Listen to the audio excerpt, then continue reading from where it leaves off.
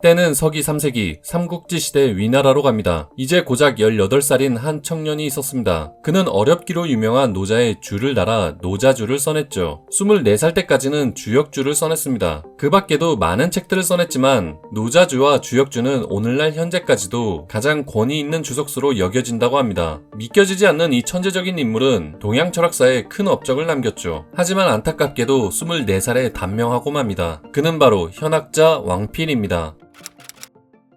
왕필은 서기 226년에 태어났습니다. 그는 역학으로 이름난 명문가 집안에서 태어났죠. 어려서부터 수많은 책들을 접하여 학문을 익혔습니다. 10살이 되었을 때는 노자에 관심이 많았다고 합니다. 또한 논변에 뛰어나 사람들을 놀라게 했습니다. 그런 왕필의 천재성을 인정해준 사람이 있었습니다. 바로 하한이라는 사람이죠. 하한은 조조의 사위였으며 뛰어난 학문적 경지를 인정받는 현학자였습니다. 어느 날 그는 사람들과 같이 청담을 나누고 있었습니다. 청담은 맑고 깨끗한 대화라는 뜻으로 당시 유행했던 담화입니다. 그 자리에 젊고 어린 왕필이 참석했고 하한은 왕필과 대화를 나눈 뒤 감탄하면서 이렇게 말했습니다. 후배들이란 두려운 것이라 하였거늘 왕필이 바로 그런 사람이로구나. 공자의 말을 빌려 왕필을 칭찬했죠. 왕필은 하한의 견해에 반대 의견을 내기도 합니다. 그의 논리정연한 주장에 사람들도 다들 인정했고 하한 또한 그런 왕필을 너그럽게 받아주었죠. 왕필은 젊은 혈기에 두려울 것 없는 당찬 소년이었습니다.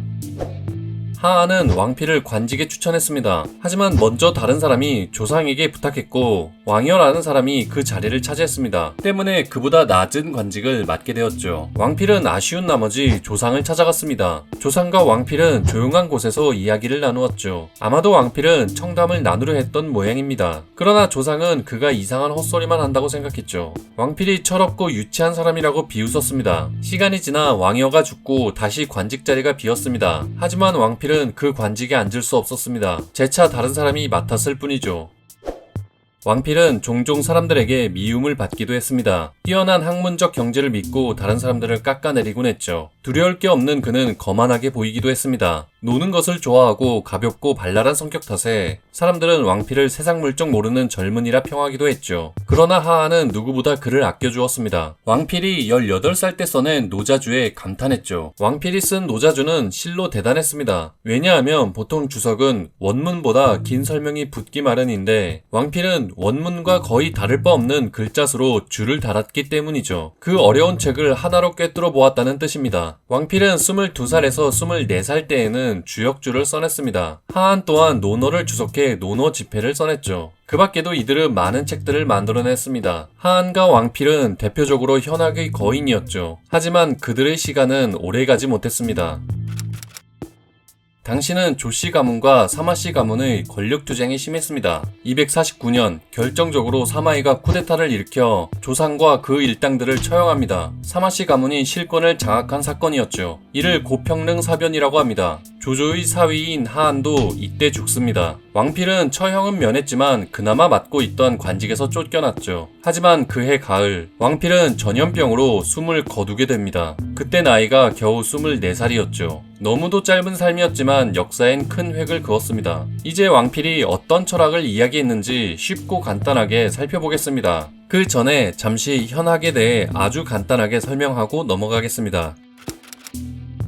시대가 변함에 따라 사상도 변합니다. 삼국지 시대 위나라부터 진나라 때까지를 위진시대라고 합니다. 위진시대에는 현학이란 것이 유행했고 이를 위진현학이라고 합니다. 현학자들이 고민한 문제가 있었습니다. 그것은 유와 무에 관한 것이었죠. 유무 논쟁은 현학자들에게 뜨거운 감자였습니다. 현실적인 제도인 유가 먼저인지 자연적인 본성인 무가 먼저인지를 고민했죠. 제도는 유가들이 추구했던 것이고 본성은 도가들이 추구했던 것입니다. 유가를 적극 옹호하는 이들도 있었고 아예 배척한 이들도 있었죠. 주로 도가적 입장에서 유가 사상을 해석했기 때문에 신도가라고도 불립니다. 크게 정시, 중림, 그리고 후기 현학자들로 나눌 수 있습니다. 하한과 왕필은 정시명사로 현학의 대표입니다. 중림명사는 중림칠현이란 집단을 말하며 도가적 입장으로 기울었죠. 후기 현학으로 갈수록 유무를 동일시하거나 불교 사상을 수용함으로써 변화해갑니다. 이제 정시명사로 대표되는 왕필이 어떤 사상을 가졌는지 키워드로 쉽게 알아보겠습니다.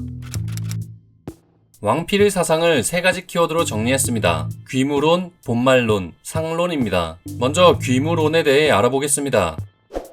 왕필은 노자를 주석한 노자주로 유명합니다. 그는 노자에서 물을 이끌어냈습니다. 왕필은 물을 중요시했고 귀무로는 물을 귀하게 여긴다는 뜻이죠. 무는 뜻이 다양합니다. 모든 존재의 근원이 되는 절대적인 무, 있음과 없음으로 비교되는 상대적인 무, 그리고 쓰임이 있는 무로 볼 수 있죠. 왕필은 무를 쓰임이 있는 것으로 봤습니다. 그릇이 비어 있어야 무언가를 담을 수 있죠. 방도 비어 있어야 사용할 수 있습니다. 비어있는 무가 곧 쓰임으로 연결되는 것이죠. 왕필은 노자 40장에 이렇게 줄을 달았습니다. 높음은 낮음을 바탕으로 하고 귀함은 천함을 근본으로 삼고 있음은 없음을 쓰임으로 삼는다. 즉 무는 곧 유를 위한 쓰임입니다. 무는 유를 생성하는 관계인 것이죠. 왕필은 이것을 이해하기 쉽게 나무와 뿌리로 빗대었습니다.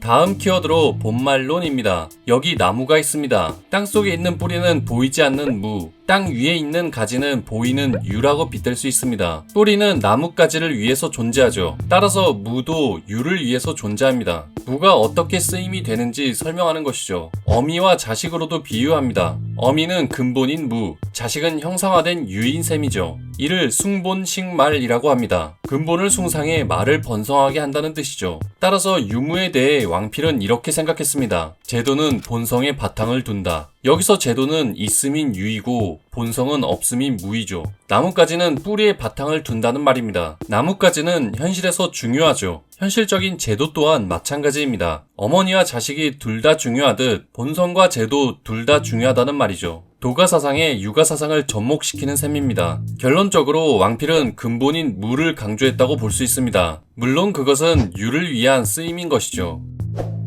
마지막 키워드로 상론입니다. 장자에는 득의 망언이라는 말이 나옵니다. 뜻을 얻었으면 말을 잊으라는 의미죠. 마치 물고기를 잡았으면 그물을 잇는 것과 같습니다. 왕필은 여기서 한 발 더 나갑니다. 말과 뜻 사이에 상이란 것을 끼워 넣어 득의 망상이라고 말합니다. 뜻을 얻었으면 상을 잊으라고 말이죠. 즉 상을 얻었으면 말을 잊고 뜻을 얻었으면 상을 잊으라고 합니다. 그럼 상이 대체 뭘까요? 모양상자입니다. 여기서 왕필은 주역에 나오는 부호를 가리킵니다. 주역에는 효나 괴로 이루어진 부호가 있습니다. 주역에 나오는 이 모양들을 상이라 빗대며 이렇게 말합니다. 상을 세워 뜻을 다하면 상을 잊을 수 있다. 효나 괴가 이루어졌다면 그것을 버릴 수 있다. 때문에 왕필은 뜻을 얻었음에도 부호에만 집착하는 이들을 비판했습니다. 쉽게 정리하면 말은 상을 구하는 수단, 상은 뜻을 구하는 수단인 셈이죠. 거꾸로 뜻을 얻었으면 상을 버리고 상을 얻었으면 말을 버리라는 뜻입니다. 초기의 현학자들은 현실 문제를 극복하려고 했을 것입니다. 그러나 시간이 흘러 현학은 점점 모호한 학문으로 변해갔죠. 심오한 학문은 현실과 동떨어져 갔고 청남사상은 그저 현실 도피적인 지식인들의 문화가 되었습니다. 때문에 위진남북조 시대에 성행한 현학은 서서히 모습을 감추게 됩니다. 하지만 현학의 철학적 깊이는 훗날 불교와 성리학에도 영향을 줍니다. 왕필은 비록 짧은 생애를 살았지만 뛰어난 재능으로 큰 업적을 남겼죠. 때문에 현학의 중요한 핵심 인물로 남을 수 있었습니다.